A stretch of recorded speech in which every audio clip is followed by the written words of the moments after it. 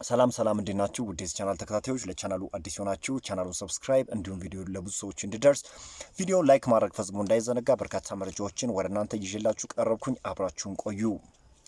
ማንቸስተር ዩናይትድ እንግዲህ አትሌቲኮ ቢልባኦን 4-1 በሆነ ውጤት ማሸነፍ ችሏል። የመጀመሪያውን ጎል ማስቆጠር የቻለው እንግዲህ የአትሌቲኮ ቢልባኦ ተጫዋች ሚካኤል ጃርጊዛር ነው። እንግዲህ አስደናቂ በሆነ ሁኔታ ነው እንግዲህ ጎሉን ማስቆጠር የቻለው። እንግዲህ ያቺም ጎል እንግዲህ ለአትሌቲኮ ቢልባዎች እንደ ተስፋ ነበረች። እንግዲህ እንቀለብሰዋለን የሚል ሀሳብ ነበራቸው።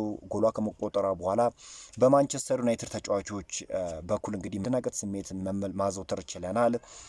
ጥሩ የሚባል እንቅስቃሴን ማሳየት አልቻሉም በፈርስት ሃፍ። ይህንንም እንግዲህ ማስተዋል የቻለው አሰልጣኝ ሩበን አሞሪም በ72ኛው ደቂቃ እንግዲህ በርካታ ለውጦችን ማድረግ ችሏል። እንደነ ሜሰን ማውንት ያሉ ተጫዋቾችን እንደነ ኮቢ ማይኑ ያሉ ተጫዋቾችን ወደ ሜዳው ማስገባት ችሎ ነበረ። እንግዲህ ቅያሪዎቹም እንግዲህ ውጤትን አምጥተውለታል ማለት እንችላለን። በትላንትናው ጨዋታ ላይ ሜሰን ማውንት በትላንትናው ጨዋታ አስደናቂ ምሽትን ማሳለፍ ችሏል። ጥሩ የሚባል እንቅስቃሴን ማሳየት የቻለን ተጫዋች እንግዲህ ሜሰን ማውንት ነው። በቼልሲ ቤት ሲያሳይ የነበረውን እንቅስቃሴ ደግሞታል ማለት እንችላለን። እንግዲህ ማንቸስተር ዩናይትድ 4-1 በሆነ ውጤት አትሌቲኮ ቢልባኦን ማሸነፍ ችሏል። ሁለቱን ጎሎች ሜሰን ማውንት ሲያስቆጥር የቀሩትን ጎሎች ካርሎስ ካስሜሮ እና ራስመስ ሆይሉንድ ማስቆጠር ችለዋል። እንግዲህ ማንቸስተር ዩናይትድን የስታዲየም ግንባታ ባስመለከተ ምንም አይነት መረጃ እየወጣ አይደለም። እንግዲህ ብዙ ሪዝኖች አሉት። ዋነኛው ሪዝን ታዲያ ማንቸስተር ዩናይትድ አሰልቺ የሆነ ተጨማሪ ቦታን ለስታዲየሙ ግንባታ እንግዲህ ከኦልድ ትራፎርድ አቅራቢያ ነው እንግዲህ አዲሱ ስታዲየም ግንባታ የሚደረግለት። ያንንም ባስመለከተ እንግዲህ አዲስ ቦታ ለማግኘት ጥያቄ እያደረጉ ሲሆን እስካሁን ድረስ ከዩናይትድ ኪንግደም መንግስት ጋር ላቅ ያለ ድርድር እየተደረገ ሲሆን እስካሁን ግን ምላሽ እንዳላገኘ ነው እየተገለጸ የሚገኘው። ፈረንጆቹ 2026 ስራው የሚጀመር ይሆናል። እንግዲህ የስታዲየሙ ግንባታ ከሞላ ጎደል እስከ 2 ቢሊዮን ፓውንድ ያስወጣል ተብሎ ይገመታል። ማንቸስተር ዩናይትድም ሆነ ለዩኬ ገቨርንመንት የሚሰጠው ጥቅም ከፍተኛ ነው ተብሎም ይጠበቃል። ሌላኛው መረጃ እንግዲህ ቪክቶር ዮክሬሽን በተመለከተ መረጃ ላደረሳችሁ። እንግዲህ ቪክቶር ዮክሬሽን ባስመለከተ መረጃዎች እየወጡ ይገኛሉ። ተጫዋቹ እንግዲህ ምርጫውን አሳውቋል። ከዚህ በፊትም ቻምፒዮንስ ሊግ ለሚሳተፍ ክለብ የመፈረም ፍላጎት እንዳለው አሳውቆ ነበር። ታዲያ በዛሬው ዕለት የሚወጡ መረጃዎች እንደሚጠቁሙ ከሆነ የቪክተር ዮክሬሽ ምርጫ ወደ አርሰናል መቀላቀል እንደሆነ ታውቋል። አርሰናል እንደሚታወቀው በቻምፒዮንስ ሊግ የሚያሳትፈውን ነጥብ ኦልሞስት አግኝቷል ማለት ይቻላል እና ወደ አርሰናል የመቀላቀል ፍላጎት እንዳለው፣ ነገር ግን በዛው ላይ ደግሞ ያሰመረበት ነገር ምንድን ነው? ማንቸስተር ዩናይትድ ለቻምፒዮንስ ሊግ መሳተፍ የሚችል ከሆነ ለሩበን አሞሪም ነው ያሳወቀው። እንግዲህ ሀሳቡን የሚቀይርበት ድል እንዳለም እንደዚሁ አሳውቋል። ሌላኛው መረጃችን እንግዲህ ሮናልድ አሮሆን ይመለከታል። ባርሴሎናዎች በይፋ እንግዲህ የሮናልድ አሮሆን ዋጋ ዝቅ ለማድረግ እንግዲህ አስበዋል። ሪፖርቶች እንደሚጠቁሙት ከሆነ ታዲያ ዋጋው ወደ 50 ሚሊዮን ዩሮ ዝቅ እንደተደረገ ነው የተገለጸው። የ26 ዓመት ተጫዋች ታዲያ ባርሴሎናን እንደሚለቅ የታወቀ ሲሆን በተለይም ደግሞ ባርሴሎናዎች የፋይናንስ ችግር እንዳለባቸው ይታወቃል። ይህንን ነገር እንግዲህ ለመፍታት ይመስላል ባርሴሎናዎች ተጫዋቹን ለመሸኘት ፈቃደኛ መሆናቸው ታውቋል። ማንቸስተር ዩናይትዶች እንደሚታወቀው የተከላካይ ክፍላቸውን ለማጠናከር ይፈልጋሉ።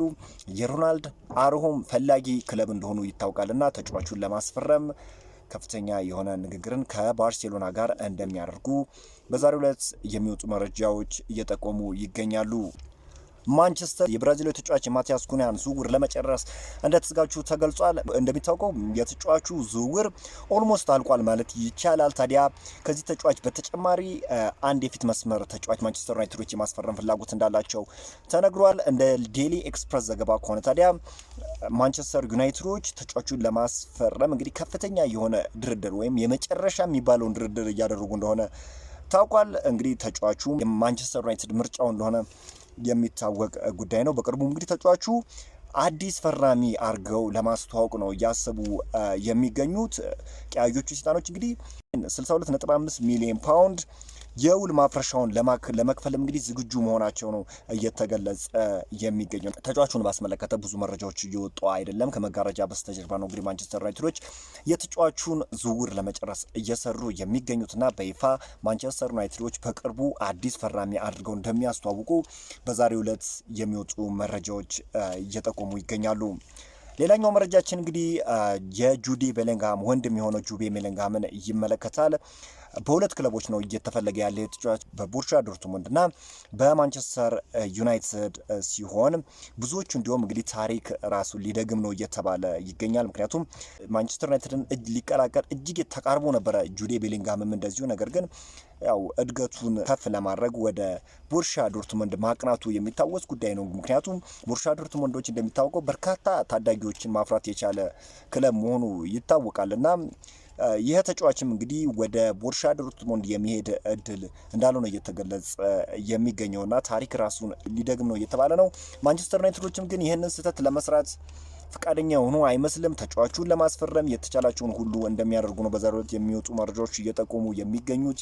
ከዚህ በፊትም እንግዲህ ዘግቤላቸው ነበረ ማንቸስተር ዩናይትድ የጁዴ ቤሊንግሃም ፈላጊ እንደሆነ አንዳንድ እንቅስቃሴዎችን ማየት ችዬ ነበር። ከወንድሙ ጁዴ ቤሊንግሃም ጋር በቁመናም ቢባል ታለንትም ወይም በእንቅስቃሴዎቹም ደረጃ ስትመለከቱት የተቀራረበ እንቅስቃሴ አላቸውና ማንቸስተር ዩናይትድ ስህተት መፈጸም የለበትም። ይህንን ተጫዋች ማስፈረም አለበት። ተደጋጋሚ ስህተትን መስራት እንደሌለበት ነው እንግዲህ በዛሬው ዕለት የሚወጡ መረጃዎች የሚጠቁሙት። አዳዲስ መረጃዎችን ከዚህ ቻናል ታገኛላችሁ። እንግዲህ በዚህ ዌይ እስከሆነ ታይም ድረስ የማንቀርብላችሁ ይሆናል።